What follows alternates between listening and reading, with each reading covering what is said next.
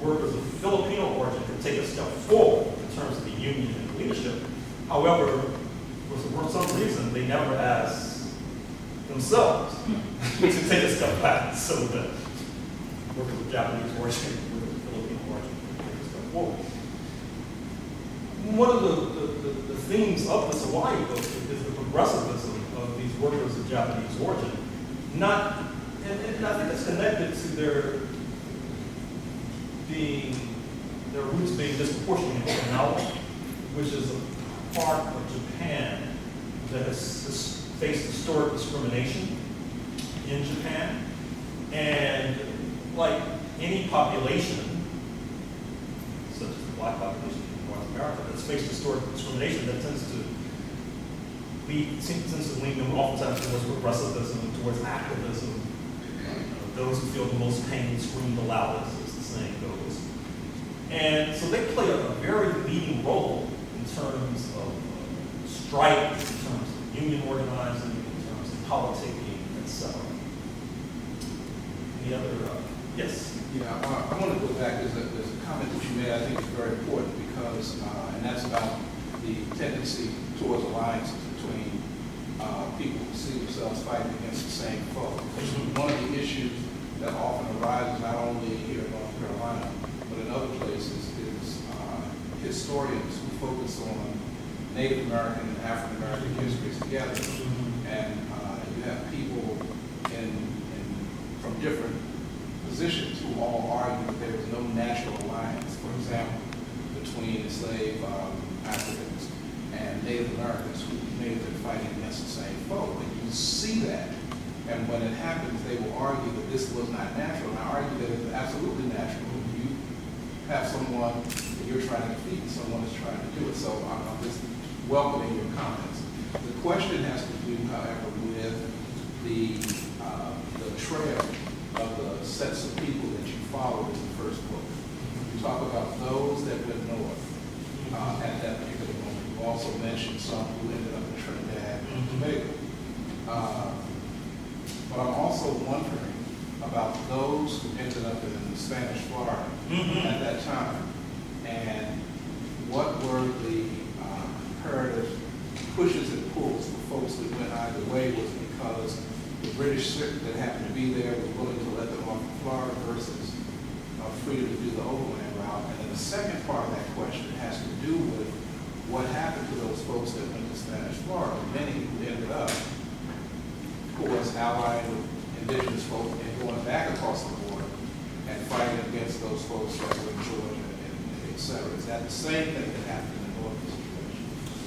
Yeah, I mean, that's one of my passions right now, I have to say. Because, for example, take the title of this book, Negro Comrades. One of the reasons I use the archaic, antiquated term Negro is to illuminate a sentence I just wrote in my 1776 book, which is that the term Negro as a synonym for the Africans, the blacks, invades the English language and occupies the English language almost as effortlessly and as seamlessly as the then so-called Spanish Negroes who invade Georgia and South Carolina and raise havoc and start slave revolts, etc.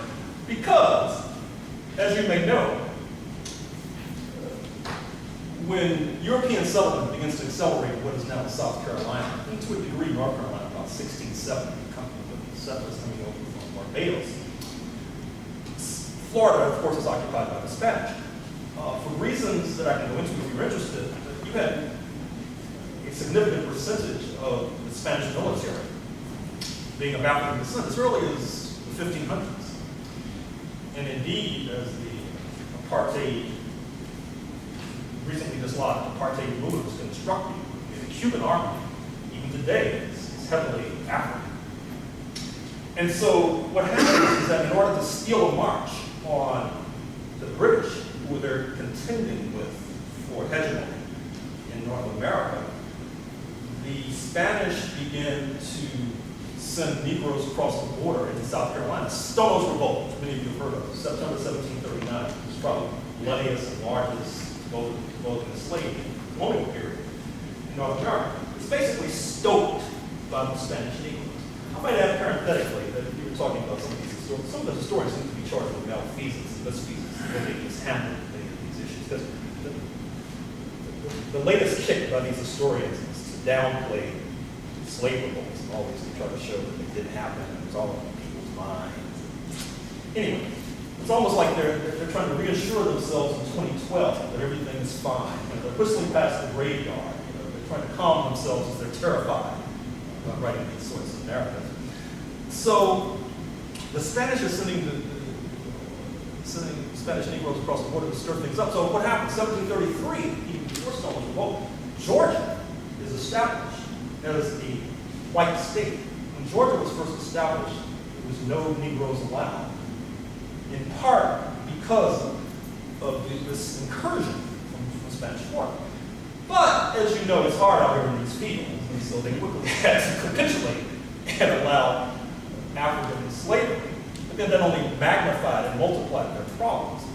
Now, in this book, I talk about the Spanish Florida occupies a major component of this book because, you know, the United States takes over Florida by 1819, 1820. Even before the War of 1812, the United States, is the way they did in Texas, where you sent Stephen F. Austin, Anglo-American settlers across the border to Mexican territory, and then they raised the Stars and Stripes and said, you know, this is U.S. territory. So they were doing the same thing in Florida. But what happens is that what I call a burst of Pan-Africanism.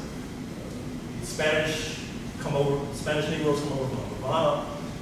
The Bahamian Negroes come over from Bahamas.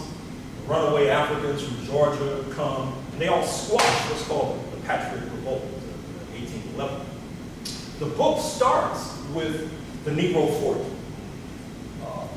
What is a Negro Fort, you ask? It's in western Florida, and it's probably the most heavily armed encampment of Africans before or since. As a matter of fact, they make the arms of the Black Panthers had in the 1960s seem like pop guns by comparison. You know, they have cannons, and they're all armed by the British. In fact, they fly the Union Jack. Because, you know, there's this de facto alliance because of the mutuality of interest. And Andrew Jackson, and I'm sure you're familiar with Andrew Jackson. This is like an affluent audience. You probably have his picture in your pocket of your $20 bills.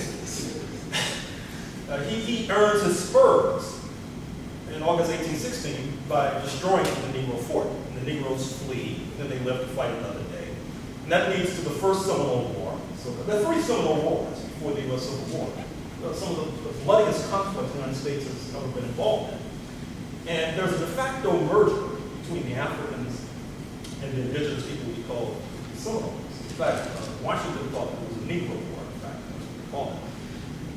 But by the last Seminole War in the 1850s, the indigenous people were basically, and the Negroes basically defeated, and they're sort of removed, to use an antiseptic term, in Texas, where then they started riling up the Negroes in Texas and then moving deeper into Mexico. Of course, Mexico was an abolitionist state, which is one of the reasons that Texas basically seceded from Mexico.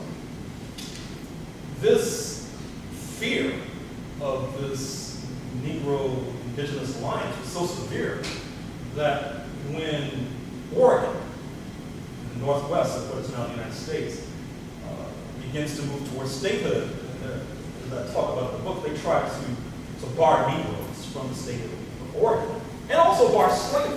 Which, of course, when they try to bar slavery, some of these lame historians try to say, oh, it's abolition. No, they try to bar slavery, they don't make Negroes. Hardly anything to do with sympathy towards abolition. And they try to bar slavery and Negroes, in part because of the experience in Florida, because this is happening as the Third Seminole War is unfolding. So I could continue in this vein, but I think you get the drift. So, what is there in terms of the role of those that went north? Was there any, besides participation, say, in an underground railroad for those who get to Canada, for example? Is there any cross-border activity from those that went north instead of south? Well, as I talk about in the book, you know, a lot of history is just taking stuff that's sort of out there and then putting it into a new narrative. Part of history, of course, is uncovering new evidence.